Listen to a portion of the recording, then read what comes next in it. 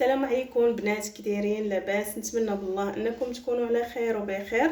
اليوم ان شاء الله جبت لكم واحد الوصفه لتطويل الشعر، وبالنسبه للناس اللي تعاني من تساقط الشعر فهاد الوصفه هذه طبيعيه ومكوناتها كلهم طبيعيين، فان شاء الله يا ربي تجربوها عاد غتردوا عليا الخبر.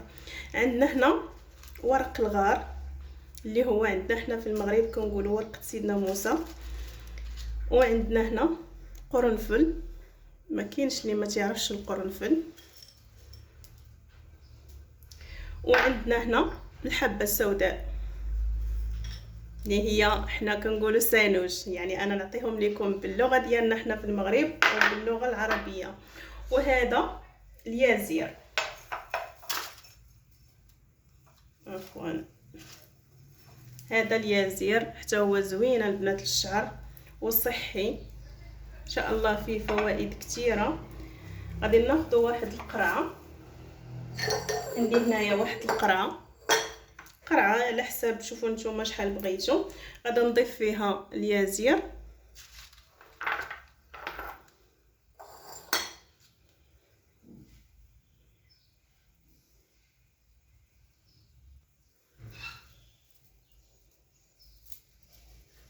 غاديش نديرو هذاك فقط الوريقات الصغار، تقدروا ديروا كامل يعني عادي.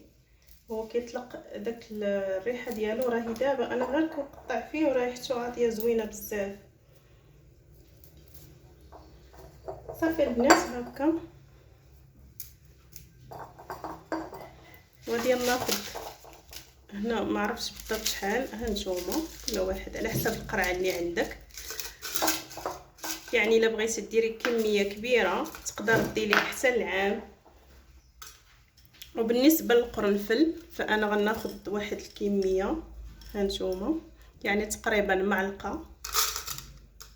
القرنفل راه زوين للشعر، والحبه السوداء كذلك حتى هي تقريبا معلقه.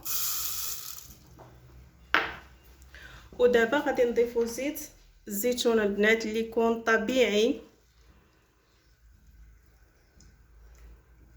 حسب شحال ما بغيتو نتوما ديال الزيت غادي نتحطوه. انا غنكتفي بهذا، بسم الله. صافي دابا غادي نخلطو ونخليه مرقد لمده ديال 15 يوم.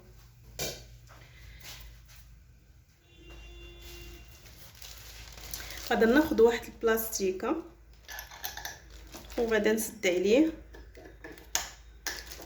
وغادي نضيف ليه شي حاجه يعني شي فوطه ولا شي يعني شي بلاستيكه تكون في الكحل ولا يعني، وغادي نخزنو في تحت البوطاجي، يعني في اي مكان ما يكونش يشوف لا اضاءه لا شمس لا حتى شي حاجه، يعني ترقدوه 15 يوم وتبداو تستعملوه.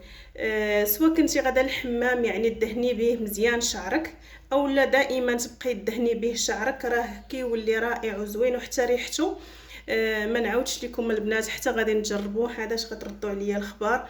والا بغيتوا بحال هاد الفيديوهات نتمنى انكم تشجعوني وبلايك واشتراك للقناه، واللي ما متابعنيش على صفحتي في تيك توك نتمنى انكم تتابعوني باش دائما ان شاء الله نجيب لكم الوصفات جديده. شكرا بزاف، الى اللقاء.